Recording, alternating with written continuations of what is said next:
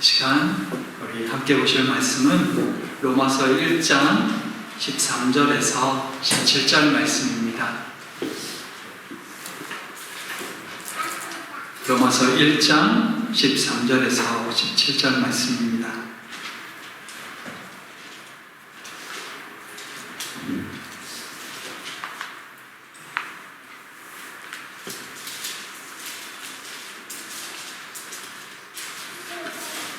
로마서 1장 13절에서 17절 말씀 다 찾으셨으면 말씀 교독하겠습니다.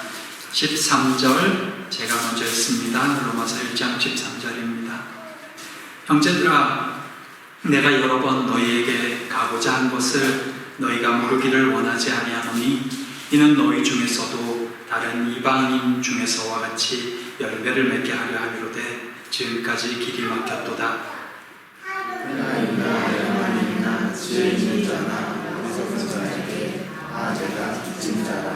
그러므로 나는 할 수 있는 대로 로마에 있는 너희에게도 복음 전하기를 원하노라.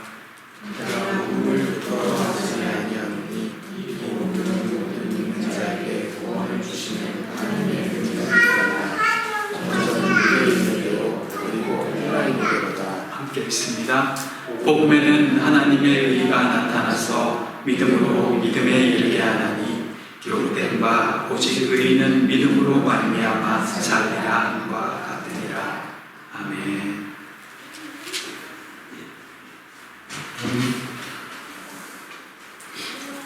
반갑습니다. 모두 한 주 잘 지내셨습니까?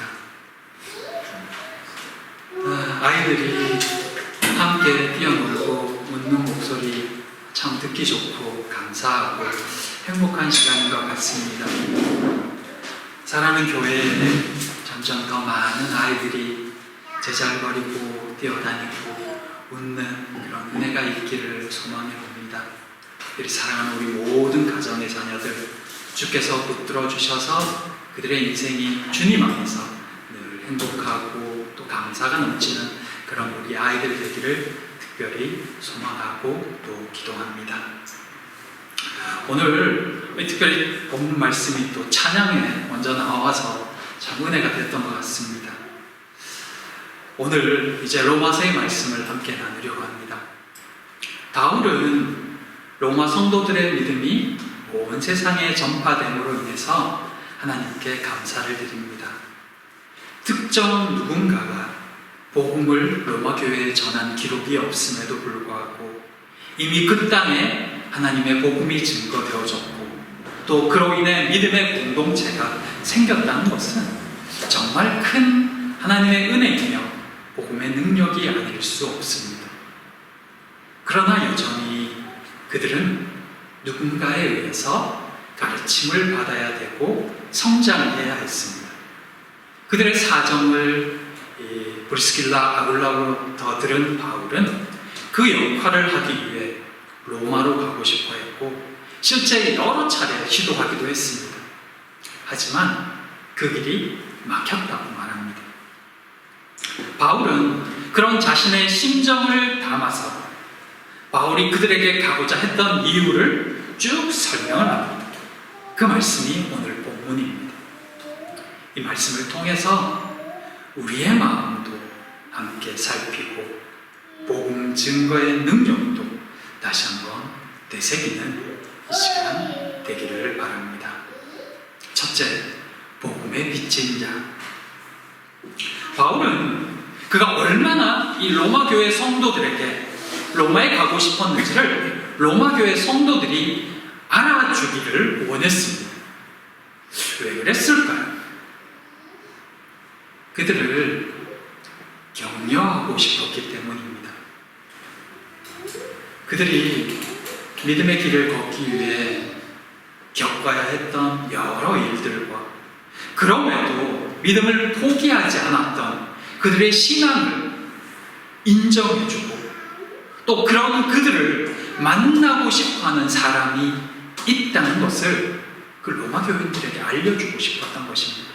그들만 동떨어서 신앙생활을 하는 것이 아니라 그런 그들을 위해서 기도해주고 만나고 싶어하고 또 보고 싶어하는 사람이 있었다는 것을 그들도 알면서 그로 인해 위로를 받았으면 하는 마음이 바울의 마음에도 있었던 것입니다. 그리고 그들에게 더 성장할 수 있는 길을 가르쳐주고 싶어 한다는 것도 알려주고 싶었던 것입니다. 그게 바울의 마음이었습니다. 바울은 그들도 열매 맺기를 원한다. 또 열매 맺었으면 좋겠다라고 그렇게 설명합니다. 사실 어쨌든 로마교회 성도들은 이미 성도잖아요. 그리고 신앙생활을 하고 있는 그들이거든요. 근데 그들에게 열매 맺게 해주고 싶다고 말하는 이 바울의 말은 과연 어떤 말이었을까요? 앞에서도 나누었지만 로마 교회는 분명한 복음 증거자 없이 형성된 공동체였습니다. 그 전에 이미 유대인들이 있었기 때문에 구약의 말씀은 배웠지만 기독교적 지식과 배경은 많지 않은 초보적 신앙이 훨씬 많은 공동체였던 것입니다.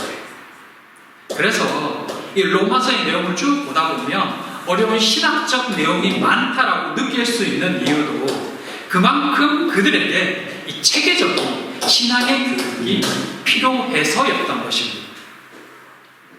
바울은 그들이 이 초보적인 지식에서 벗어나서 복음의 진리에서 더 성장하기를 바랬고 그렇게 열매 맺는 성도의 삶을 살 수 있게 되기를 바라고 있었던 것입니다. 예수를 믿어도 말씀을 배워야 정말 하나님이 원하시는 것이 무엇인지, 그리스도는 누구시며 그리스도인은 어떻게 살아야 되는지, 나아가 열매 맺는 삶이란 어떤 것인지를 이해하고 또 그렇게 살아가도록 격려받으며 그 길을 걸어갈 수 있는 것입니다. 그것이 우리가 예수 그리스도를 믿었음에도 여전히 교회에 나오고 말씀을 배우고 기도하는 이유이기도 합니다. 말씀으로 양육받지 못하면, 말씀을 온전히 알지 못하면 그 신앙은 점차 자신의 소견에 옳은 대로 행할 수밖에 없습니다. 알아도 아는 대로 잘 살지 못하는 것이 우리인데, 심지어 제대로 알지 못한 채 신앙생활 하다 보면 더 소견에 원하는 대로 흘러갈 수밖에 없다는 것입니다. 바울이 말하는 열매, 그 열매는 성도인 우리에게도 꼭 필요합니다. 아마 여러분들 중에는 집에서 그 토마토나 고추, 아마 깻잎 등 여러 작물들을 키우고 계신 분들이 계실 겁니다. 근데 어떤 때는 그 열매가 실한 것이 맺히기도 하지만 또 어떤 때는 이 열매는 많은데 열매가 너무 크기가 작거나 또는 좀 지나가 보면 색깔이 정상적이지 않은 색깔을 띠는 것을 보게 됩니다. 그래서 실제로 농사 짓는 분들을 보면 좋은 결실을 맺기 위해서 어떤 일들을 하죠? 중간중간에 가지치기를 해주거나 또 너무 많이 자라면 이것을 솎아주기도 하고 또 해가 지나면 흙을 바꿔주기도 하잖아요. 더 좋은 영양분을 주려고. 신앙도 마찬가지입니다. 영양분이 과다하게 가면 어떤 일이 발생하냐면 열매가 맺히기 전에 잎사귀만 무성해지기만 또는 가지만 무성해지기도 합니다. 그러면 정작 열매는 부실하게 되죠. 기초적인 신앙만 가지고는 온전히 자랄 수가 없고 또 배우는 것에만 열중하고 그것이 제대로 열매로 맺혀지지 않으면 머리만 커져서 정죄하기 바빠진다는 것입니다. 아는 건 많은데 그래서 눈에 보이는 건 많거든요. 근데 내가 보이지 않고 상대방이 보입니다. 그러면 가르쳐주고 싶어져요. 저거 틀렸다고, 이거 잘못됐다고, 이렇게 해야 된다고. 그 잣대가 나를 거치지 않을 때 이런 일들이 발생한다는 거죠. 성장하지 않는 것도 문제지만 성장하되 열매를 맺지 못하면 오히려 화가 되기도 하는 것입니다. 그래서 좀 죄송한 말씀이긴 하지만 오래 묵은 목사와 중직자가 교회의 기도 제목이 되는 것입니다. 예전에 이런 말씀 드린 적 있죠. 당신은 교회의 일꾼입니까? 아니면 기도 제목입니까? 라는 그런 말입니다. 사랑하는 성도 여러분, 너희 중에도 열매를 맺게 하려 함이라 라는 이 바울의 말은 오늘 우리에게도 동일하게 적용되는 말씀입니다. 계속해서 말씀을 배우고 또 그 가운데 성장해야 합니다. 그리고 그에 합당한 열매가 맺혀지길 구하고 힘써야 합니다. 머리에만 말씀이 남아있지 않도록 그 말씀이 우리의 몸에, 우리의 삶에 되어지도록 노력해야 합니다. 말씀을 따라 살려고 애써야 합니다.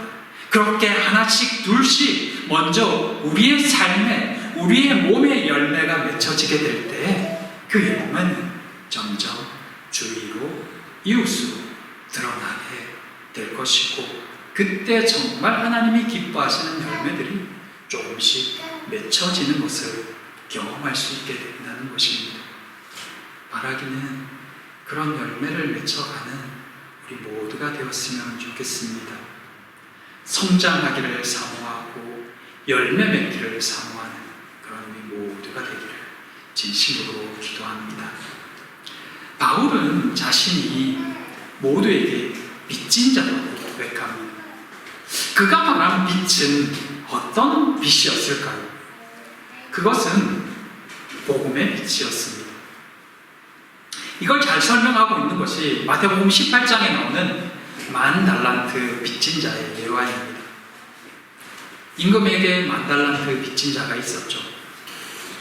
그는 자신의 모든 소유를 다 팔아도 결코 갚을 수 없는 돈이었습니다. 왕이 그를 불쌍히 여겼죠. 그 빚을 다 탕감해 주었습니다. 근데 그 종이 풀려나서 가다가 자기에게 약 100데나리온, 수천 달러 빚진 자를 만났고 그 사람을 용서치 않고 감옥에 집어넣었죠. 왕이 이 사람을 불러서 책망하고 그도 감옥에 집어넣는 내용이 만 달란트 빚진 자의 예화입니다. 너희가 먼저 죄사함을 받았으니 너희도 먼저 용서를 베풀라라는 말씀이지만 바울이 말한 복음의 빛도 이러합니다. 자신은 하나님께 감당 못할 은혜, 구원의 은혜를 값없이 선물 받았다는 것입니다. 그러므로 결코 한 달란트 받은 사람처럼 받은 은혜를 그대로 묻어버리고 나만 간직하며 살지는 않겠다는 것입니다. 빚진 자의 심정으로 이 은혜를 열방에 전하며 살아야 된다고, 그렇게 살겠다고 고백하는 것입니다. 그게 바로 복음의 빛입니다. 우리는 하나님께 생명의 빚진 자입니다. 그 은혜를 기억하며 사는 삶은 그 생명을 전하는 것입니다. 그래서 바울이 빚진 자의 심정으로 로마에도 가고 싶다고 말하는 것입니다. 근데 여기에 또 하나 재미있는 사실이 하나 있습니다. 바울이 누구에게 복음을 전하고 싶다고 말하죠? 바울이 복음을 전하기 원하는 대상은 1차적으로 너희들이라고 표현합니다. 너희가 누굴까요? 바로 로마 교회 성도들입니다. 우리가 알고 있는, 우리가 복음을 전해야 될 사람들은 누구인가요? 믿지 않는 자라고 생각하잖아요. 근데 바울은 복음을 전하고 싶은데 너희에게 복음을 전하고 싶대요. 로마 교회 성도들에게. 믿지 않는 자가 아닌 믿는 성도들을 향해서 복음을 전하고 싶다고 말하니 뭔가 이상하게 느껴질 수가 있습니다. 복음 믿지 않는 자들에게 전하는 거 아닌가? 여러분 어떻게 생각하시나요? 바울이 모르지 않을 텐데 왜 너희들에게 복음을 전하고 싶다고 표현할까요? 성도는 복음 안에서 성장해야 한다는 사실을 더 깊이 생각하게 하는 말씀입니다. 나는 이미 다 알아. 나는 이미 예수를 믿고 있으니 나와는 상관없는 말이야 라고 생각할 수 없다는 것입니다. 예수 그리스도를 믿는 것, 복음을 알고 믿는 것은 여전히 우리에게도 계속되어야 할 일이라는 말씀입니다. 말씀으로 영적으로 더 깊이 예수 그리스도를 알아가는 모두가 되기를 바랍니다. 그분의 뜻을 깨달아 알아야 하고 들어야 하고 더 깊이 교제해야 합니다. 오직 의인은 믿음으로 말미암아 살리라. 예수 그리스도를 믿는 믿음이 우리를 살게 하며 그 믿음은 계속되어야 합니다. 예수 그리스도를 믿는 믿음은 난 예수 그리스도를 구주로 영접했습니다 하는 그 고백 한마디로 끝나는 것이 아니라 지금도 예수 그리스도를 믿어야 하고 그분의 믿음 안에 거해야 하고 그분을 따라가야 된다는 것입니다. 계속해서 복음을 들어야 하고 그 속에서 나는 지금 바르게 서고 있는가, 바르게 가고 있는가, 바르게 살고 있는가 물어야 된다는 것입니다. 그것이 성장이고 그것이 성화의 과정입니다. 계속해서 믿음으로 나아가는 삶. 사랑하는 성도 여러분, 우리는 계속해서 복음을 들어야 합니다. 그 복음이 여전히 내 안에 머물 수 있도록, 그 복음이 여전히 살아서 나를 지배할 수 있도록 믿음 안에 거하며 믿음 안에서 성장해야 합니다. 그것만이 오늘도 우리가 살 길입니다.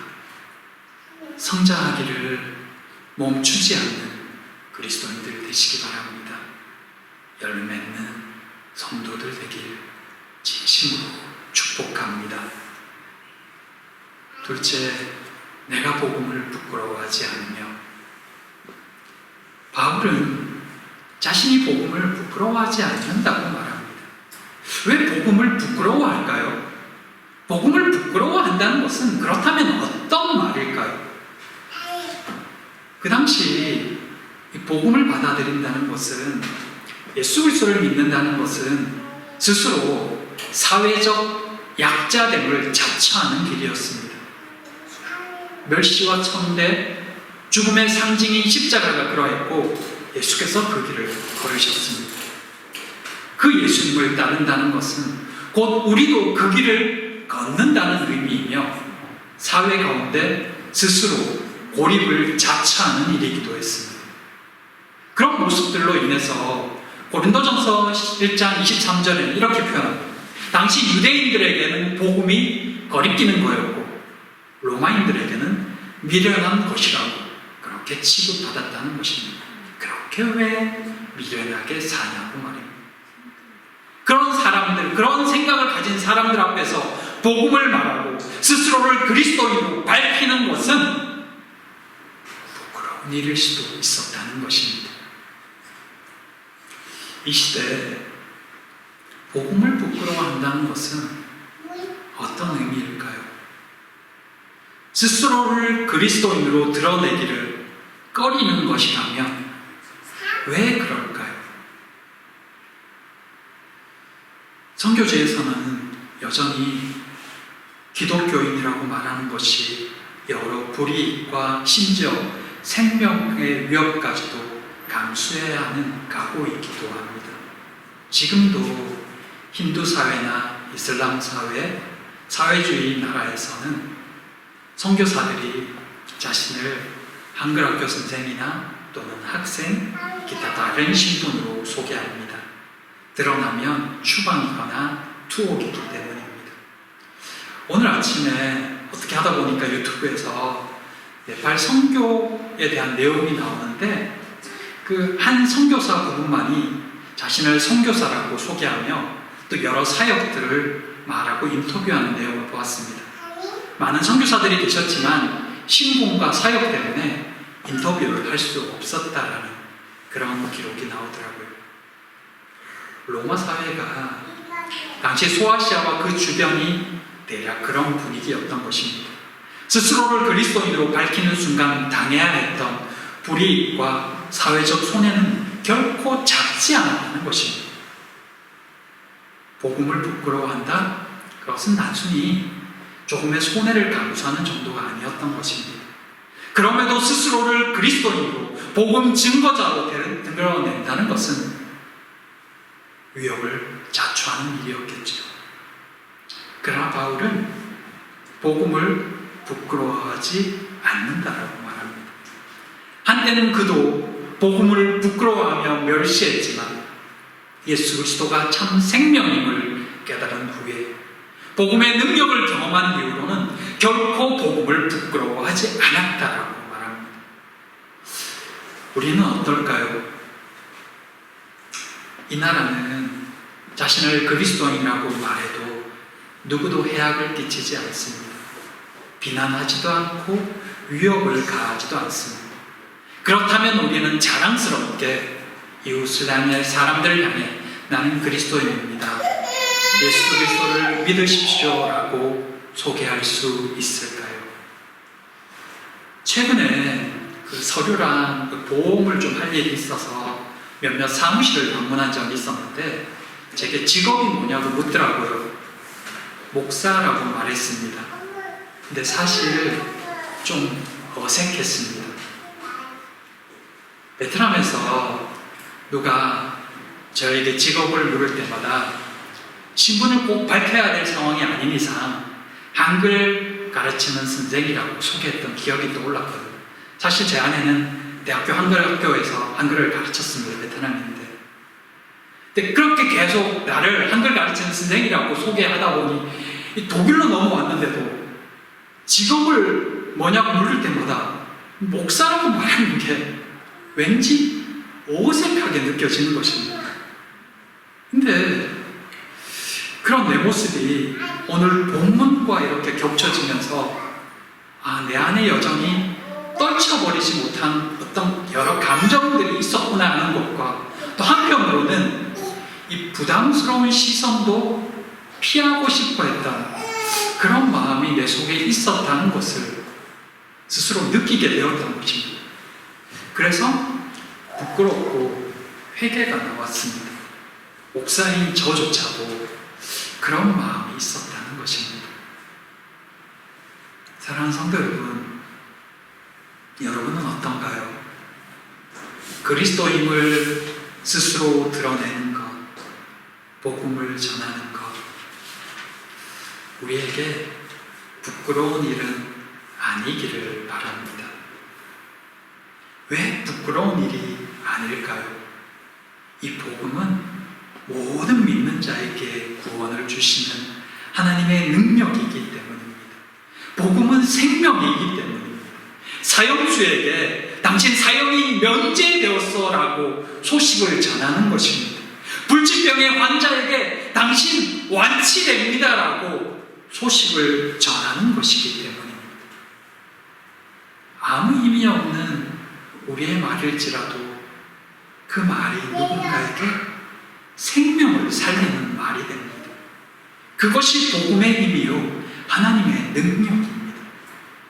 복음에는 하나님의 의가 나타나서 믿음으로 믿음에 이르게 하나니 오직 의는 믿음으로 말미암아 살리라. 하나님의 의로움이 믿는 자를 살게 합니다. 우리의 모든 죄악을 덮으시는 하나님의 공의가 사형수인 우리를 살립니다. 그러니 우리는 이 복음을 전할 수밖에 없습니다. 사람을 살리는 이 복음을 부끄러워하지 않으며 누구에게라도 이 생명을 전할 수 있는 우리가 되기를 바랍니다. 생명이신 주님을, 하나님의 능력을 당당하게 선포하고 드러내는 우리 모두가 되기를, 그렇게 주님 만나는 그날까지 믿음의 길을 걸어가는 모두가 되기를 진심으로 소망하고 축복합니다. 이 시간 우리 오늘 부른 찬양을 함께 불렀으면 좋겠습니다. 그리고 기도했으면 좋겠습니다. 주님 앞에 믿는 자로 살아갈 수 있게 해달라고, 믿음을 드러낼 수 있게 해달라고, 우리 세상 흔들리고 우리 함께 같이 찬양하겠습니다. 생명의 주이신 아버지 하나님, 그 은혜를 우리에게 주심을 감사합니다. 그 생명을 선포하는 자로 우리도 사용하여 주시옵소서. 우리 안에 남아있는 부끄러움을 지워주시고 아버지의 능력으로만 열방으로 나아가게 하여 주시옵소서. 생명 살리는 도구로 사용하여 주시옵소서. 주의 은혜를, 주의 능력을 사모하며 예수님 이름으로